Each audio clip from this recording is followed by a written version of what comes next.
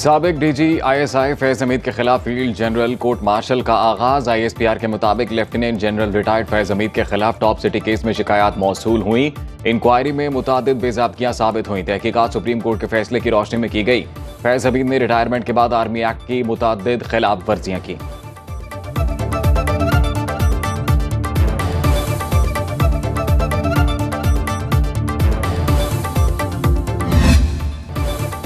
फौज में खुद एहतसाबी एक कड़ा, सख्त, शिफाफ और खुदकार अमल। डीजी आईएसपीआर फौज में कड़े एहतसाबी अमल पर वाज़ेह बयान दे चुके। लेफ्टिनेंट जनरल अहमद शरीफ ने 7 मई को होने वाली प्रेस कॉन्फ्रेंस में फौज में खुद एहतसाबी के हदोखाल तफसील से बयान किए। डीजी आईएसपीआर का कहना था, फौज में खुद एहतसाबी का अमल हर वक्त जारी रहता है। जितना बड़ा ओहदा उतनी बड़ी जिम्मेदारी। हमें अपने एहतसाब के सिस्टम पर फख्र है।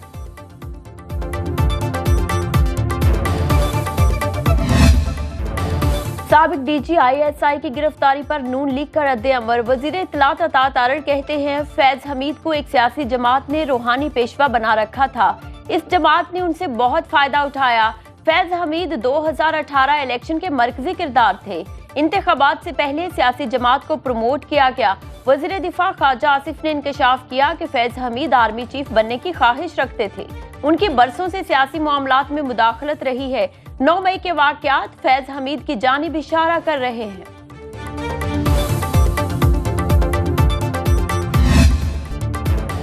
तहरीके इंसाफ ने फैज हमीद के खिलाफ कार्रवाई को इदारे का अंदरूनी मामला करार दे दिया। चेयरमैन तहरीके इंसाफ बैरिस्टर गौहर खान ने कहा, फौज जिसे चाहे जैसे चाहे अपने इदारे में एहतसाब करे, हम सवाल नहीं उठा सकते। इदारे का अपना एक निज़ाम और कोड ऑफ कंडक्ट है।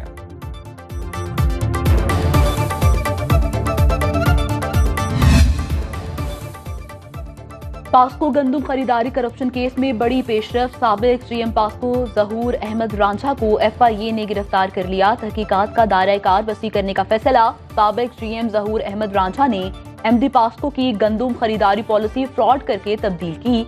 तर्जुमान एफआईए के मुताबिक पॉलिसी में किसानों की बजाय आड़तियों से गंदुम खरीदने का लिखा गया।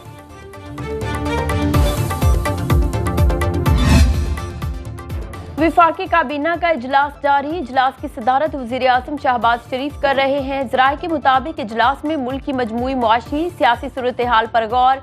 इजलास में इक्तिसादी सूरत हाल के हवाले से काबीना को ब्रीफिंग दी जाएगी।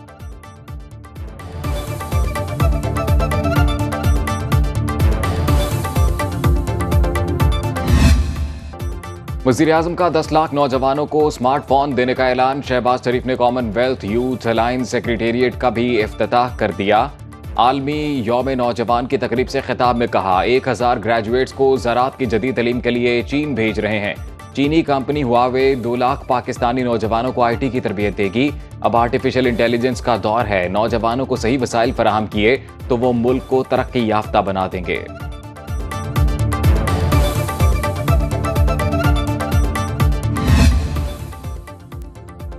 वफाकी वज़ीर दाखिला मोहसिन नकवी की बरतानिया के वज़ीर दाखिला यूवे कूपर से मुलाकात। बाहमी दिलचस्पी के उमूर और क्रिमिनल्स मुकदमात में कानूनी मुआवनत पर तबादला ख्याल किया गया।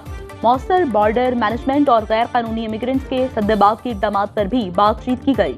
पाकिस्तानी पुलिस अफसरान की बरतानिया में ट्रेनिंग के उमूर पर भी गुफ्तगू की गई।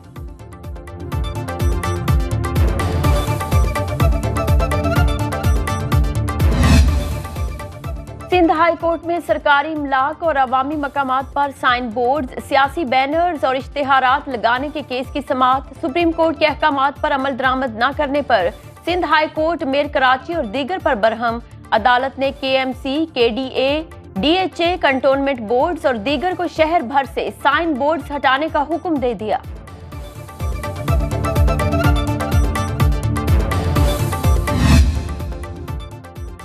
बलोचिस्तान में अमन दुश्मनों का वार। मस्तोंग में गाड़ी पर फायरिंग से डिप्टी कमिश्नर पंजगूर जाकिर बलोच शहीद। डिस्ट्रिक्ट काउंसिल पंजगूर के चेयरमैन अब्दुल मालिक बलोच जख्मी। वजीर दाखिला बलोचिस्तान मीर जिया लांगू ने वाक़े की रिपोर्ट तलब कर ली। वजीर आला बलोचिस्तान सरफराज बुगटी का दहशत गर्दों की गिरफ्तारी के लिए फौरी कार्रवाई का हुक्म। सदर आसिफ जरदारी, वजीर आज़म शहबाज शरीफ और वजीर आला सिंध मुराद अली शाह की हमले की मजम्मत।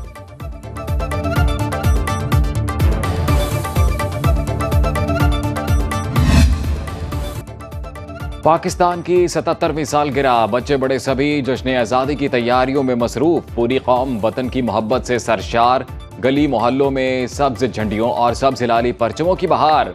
अहम सरकारी और निजी इमारतों को बरकी कुमकुमों से सजा दिया गया।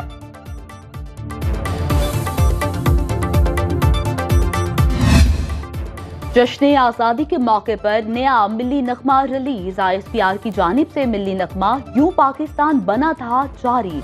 आज रात पाकिस्तान मिलिट्री अकेडमी काकुल में आज़ादी नाइट परेड होगी। Army chief general Syed Asim Munir तकरीब के मेहमान खुसूसी होंगे।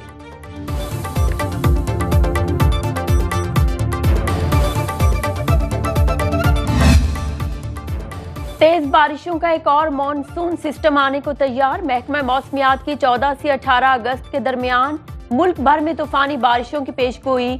इस्लामाबाद, पंजाब, सिंध, खैबर पख्तूनख्वा, बलूचिस्तान, गिलगित बल्तिस्तान और आज़ाद कश्मीर के बाज़ मकामात पर मूसलाधार बारिशों का इम्कान। मुतालिका इदारों और इंतजामिया को अलर्ट जारी कर दिया गया। लाहौर समेत बालाई पंजाब के मुतादिद शहरों में मौसम जुज़वी आबर आलूद। इस्लामाबाद में शाम या रात के औकात में बादल बरसने का इम्कान। समंदरी हवाएं चलने से कराची का मौसम खुशगवार। तुझे ए जिंदगी लाऊं कहां से। इस्राएली फौज के निहत्थे फलस्तीनियों पर हमले जारी। खान यूनिस, दीर अल बलाह, जबालिया, गजा समेत कई इलाकों में कार्रवाइयां। 24 घंटे में मजीद 40 फलस्तीनी लुकमाए अजल।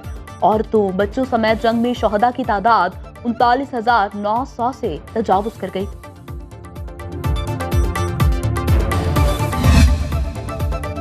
इसराइल की क्रेडिट रेटिंग A+ से कम करके A कर दी गई। क्रेडिट रेटिंग एजेंसी फिच के मुताबिक रेटिंग में तनज़्ज़ुली गजा में जंग के बढ़ते खतरात की वजह से हुई है। रेटिंग आउटलुक को भी मनफी रखा गया है, जिसका मतलब है कि रेटिंग मजीद कम होगी। रिपोर्ट में कहा गया कि गजा में तनाज़ा 2025 तक जारी रह सकता है, जो पूरे खित्ते को अपनी लपेट में ले सकता है। जंग के बायस इंसानी हलाकतें और बुनियादी ढांचे तबाह होंगे। इक्तिसादी सरगर्मियां और सरमायाकारी कम होगी, जिससे इसराइल के क्रेडिट मैट्रिक्स मजीद खराब होंगे।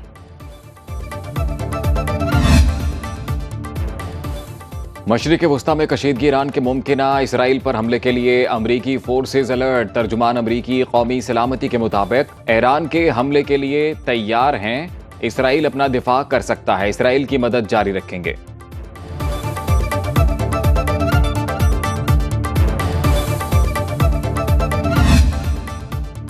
बरतानवी वज़ीर आज़म केयर स्टार्मर का ईरानी सदर मसूद पज़ेश्कियान से टेलीफोनिक राबिता। गजा और मशरिक़ वस्ता में कशीदगी पर तबादला ख्याल। बरतानवी मीडिया के मुताबिक दोनों रहनुमाओं में 30 मिनट तक बातचीत हुई।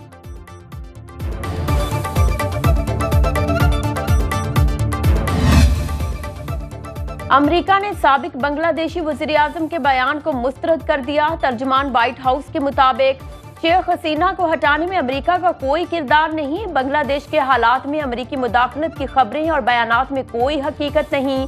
शेख हसीना की तरफ से जारी बयान में कहा गया, मेरी हुकूमत उलटने में अमेरिका का हाथ है। ताहम शेख हसीना के बेटे ने उनके बयान की तरदीद कर दी थी।